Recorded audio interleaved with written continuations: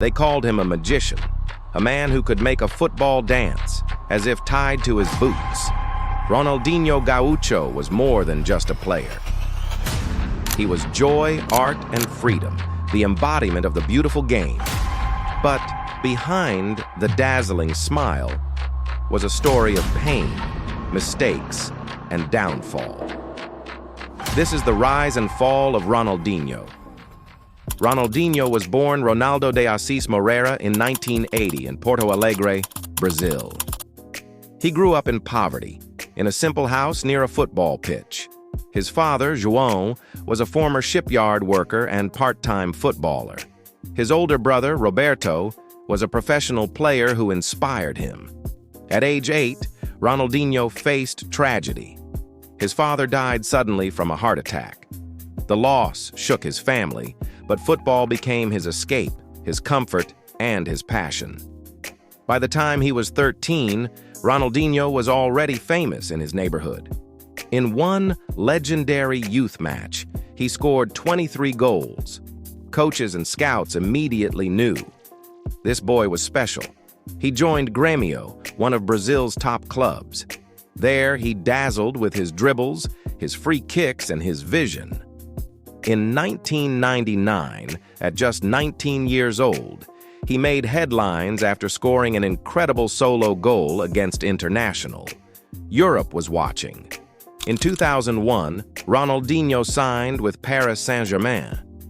In France, fans saw glimpses of brilliance, free kicks, dazzling runs, moments of pure magic. But there were also problems. Ronaldinho struggled with discipline. He often arrived late to training. His love for nightlife in Paris became a concern. Still, by 2002, he had already shown the world enough to be called up for the Brazil national team. In Korea and Japan, Ronaldinho exploded onto the world stage. Alongside Ronaldo and Rivaldo, he formed the famous 3 Rs. One moment defined him forever. Against England in the quarterfinal, Ronaldinho scored a stunning free kick from 40 yards, lobbing David Seaman. Brazil went on to win the World Cup. Ronaldinho was now a global superstar. In 2003, Barcelona signed Ronaldinho for 30 million euros. At Camp Nou, he became a legend. From the moment he arrived, Ronaldinho transformed the team. He brought joy back to a club that had been struggling. His dribbles, no-look passes, and unstoppable free kicks electrified the fans. In 2004 and 2005, he was named FIFA World Player of the Year. In 2006, he helped Barcelona win the Champions League, defeating Arsenal in the final. There was one unforgettable moment. In 2005, at the Santiago Bernabéu, Ronaldinho played so beautifully that even Real Madrid fans stood up and applauded him. It was the ultimate sign of respect. Ronaldinho wasn't just a player, he was an artist. But as fast as he rose, he began to fall.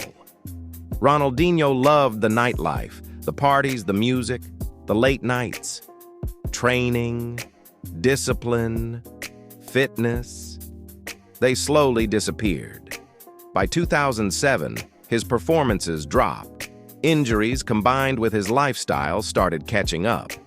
Barcelona, once built around him, began planning for a future without him. In 2008, they sold him to AC Milan.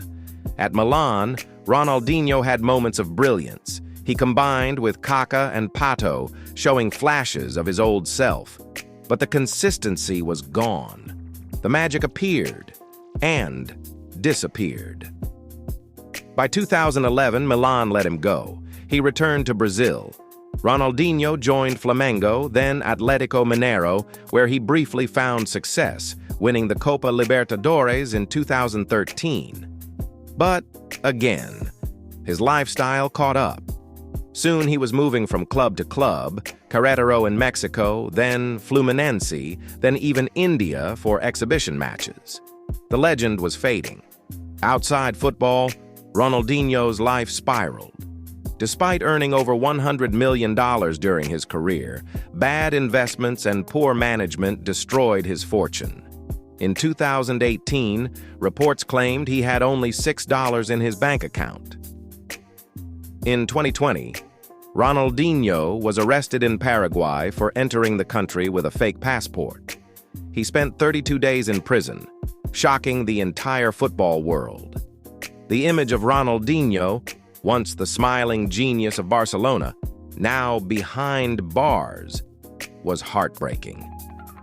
Goal Talk, 20th of September 2025, 11:31.